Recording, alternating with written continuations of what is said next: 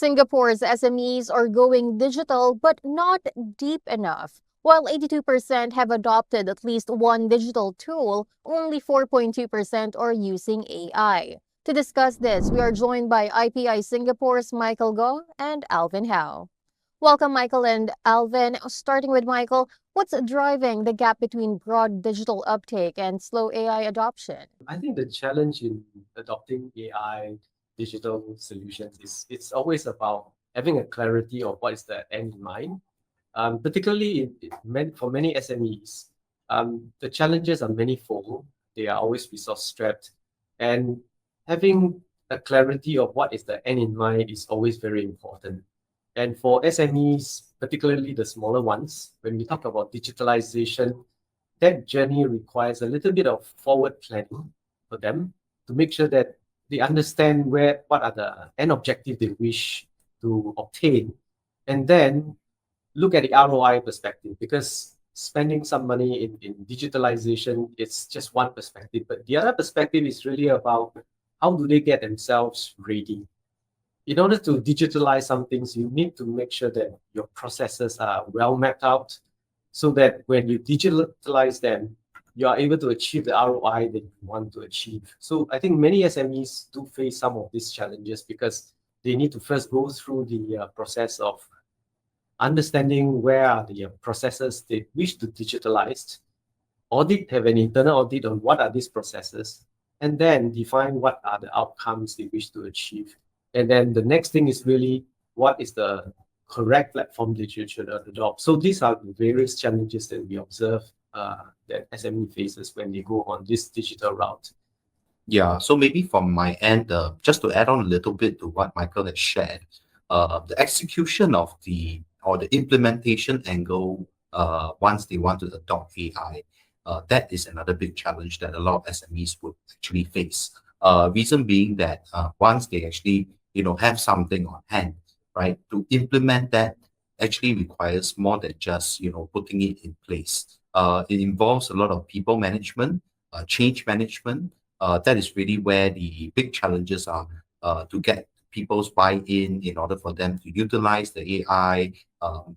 That's one of the key important points that a lot of SMEs actually face such challenges. Yeah. So considering this, how can SMEs fund adoption beyond grants? It's a good question. I think there are many ways to look at how you, obviously there are lots of government grants available in Singapore context, but beyond grants, there are also many other ways. For example, if SMEs could find a working way, a business approach where they can work with partners, where they can, for example, co-share the gains from what they have implemented, this could be one approach. Or the other more pragmatic approach could be look at the project they're looking at. Do not go for the moonshot right from the onset. Are they able to break it down into smaller bite-sized projects which they can fund this in a smaller piece, which means the capital outlay is more manageable, and should those projects don't materialize into what they are looking for, at least the capital outlay upfront is not that high.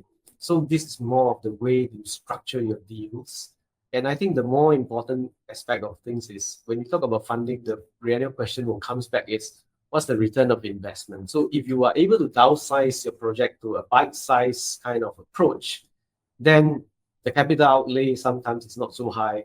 And then when you embark on that project, either through a grant or through private equity funding, then the risk factor is well managed. So in that way, you are better able to get your project move forward and you can manage the risk. Yeah. Yeah, so I think just to add on a little bit of color, I think this is also where some of our innovation advisory program or service actually comes into big play. Because one thing is that we can actually help SMEs actually structure what's the roadmap that they need to take on in order to get to where they want to be, right? So as what Michael has mentioned in terms of bite-sized innovation, could they create something intermediate, some kind of intermediate product that they can actually start selling and using, right? That would help them to generate a little bit of revenue in order to fund the next stage of their development phase. That would kind of create a little bit more comfortable make them a little bit more comfortable in terms of being able to support themselves as well. Of course, we won't touch on things like government funding and government grants because I think that's really not what IPI does. But anyway, there's also more grants available from the government if they look into different perspective or different agencies like INDA or Enterprise Singapore.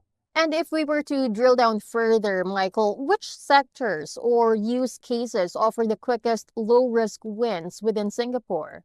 We don't see sectors which are what I call low risk or no risk. I think every sector or every area that businesses goes in, there are always opportunities. I think the key is how do you bridge that initial gap that when you adopt a technology, whether it is digitalization or other technology, for example, coding or that, whatever it is, that can bring you that quick revenue stream or a sustained revenue stream. And I think the approach is really how you go about it. There are many ways to do things. You don't have to reinvent the wheel. And that's what we believe in IPI. We subscribe to the concept of open innovation, which is also why we created a platform called Tech Innovation, which is taking place towards the end of the month, from 29th to the 31st of October. For those SME who are interested to look at technology, do join us at MBS Level 3 at the end of the month, where what we did is we bring technology, high readiness technology from the region and from around the world to come to Singapore to showcase to Singapore adopters over 3 days. And this is where companies were looking for that technology that they could adopt and work with a like-minded partner to bring their product or improve their products or create new products using this technology and co-create with these partners to bring them into a new business revenue streams. So these are various ways companies can adopt to the technologies and then bring them into a quick win situation. Yes, indeed. I think Tech Innovation is definitely one great platform whereby we try to bring technology owners from outside of Singapore, right? Because Singapore is quite small.